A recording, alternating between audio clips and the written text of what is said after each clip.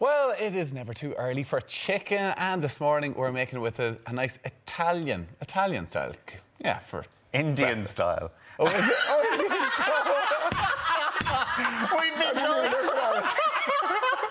We've been talking all morning. Tandoori style. Italian seasoning or something, no. You've got the Met brain, I think. It's not my morning. We were talking about what kind of chicken all morning. Now we're going to... Edward, change your menu. Sorry. So they're talking about What are you doing? children regression. It's me. Says it's been how many days since you went viral, Tommy? Not again. Edward, please take it away. In the middle of Save it all, me. you're very welcome. So listen, I am actually... I did toy with the idea of doing an Italian one, but I've decided to do Indian but we're instead. not. We're doing Indian. I did a little kind of an extra hour on the plane. So I'm going to do a lovely Indian-style chicken. It's a tandoori-style chicken. Now, I'm saying it's a tandoori style as opposed to a tandoori because the purists always write in and say, that's not how you do a tandoori. So it's a tandoori-style chicken. So basically what I'm doing is I'm using the lovely Irish yoghurt, Clonakilty, kefir natural yoghurt, and I'm going to make a beautiful marinade for the chicken, cook it in that, and then I'm going to serve it in a kind of a convivial-style manner with kind of some naan bread, some rice and some yoghurt. So it's still nice for kind of the early autumn. The naan bread was a bit of a giveaway. Yeah, absolutely.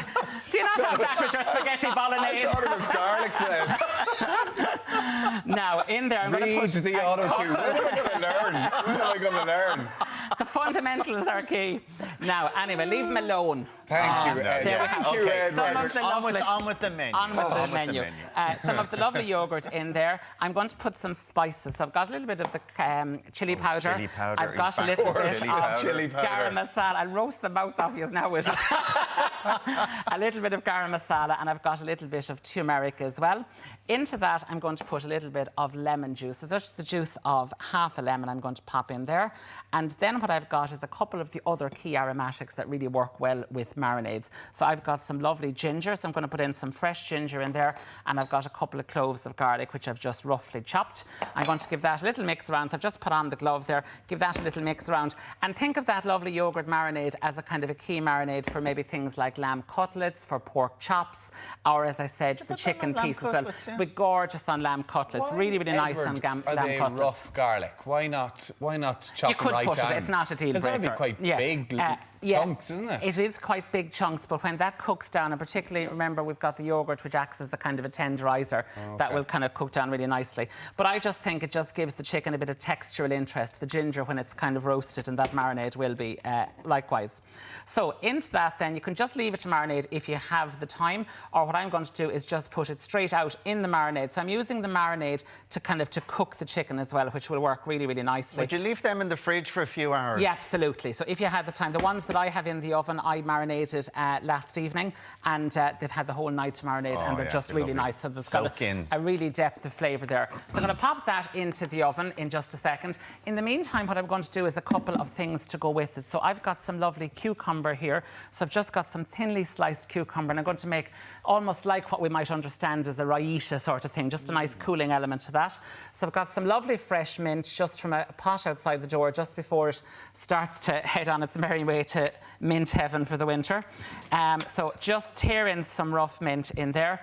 Again, because I like a building sense, an incremental sense of spice, I've got a green chilli there. So I'm just going to put half of a green chilli. So I've taken the seeds out. Absolutely. Tis payback time here this morning.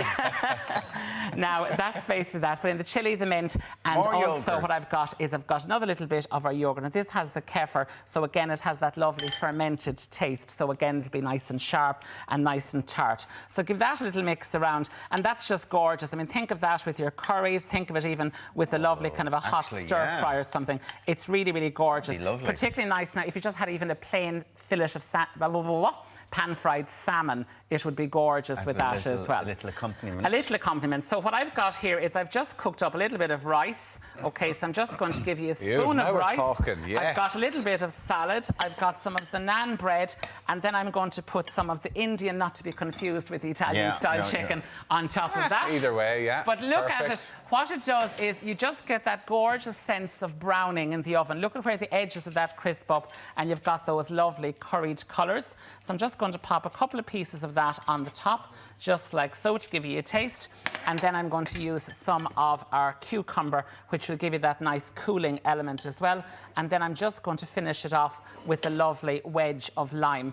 So what I've done is I've just done a little individual one there for you both this morning, but I'm just, thanks Alan, you might do the waiter. Pass it on there. But I'm also going to just do a lovely kind of a large style one as well, where you could just... as you love that, don't you? I love you love it. It's my just favourite putting it thing to on do. the middle of the table. And it was the one thing that COVID took from us, that sense of shared dining. But when I love to have friends around, I love to kind of just put things in the middle of the table, because I like low stress entertaining, because I want to be able to chit-chat with my friends and have the little drop of Eno and all that, as opposed to spending the night in the kitchen. So building it together just like that. I mean, look at how gorgeous something like that would be, and become a kind of that sharing plate.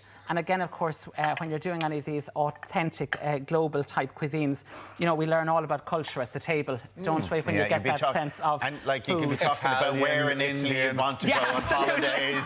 Viva Sorrento. Have you been to Rome? Did you go to Venice? Yes. You just get the taste of Lake Garda up there, don't you? It's gorgeous. You're going down the Nile now on a gondola, Tommy. But anyway, but that's basically it. So think of it in the kind of the larger style as well. But isn't it lovely? A lovely combination of flavours. Just needs a bit of spaghetti on the side. Yeah, Now you're perfect. And old passata. Edward, thank you so much. Oh, Thank you.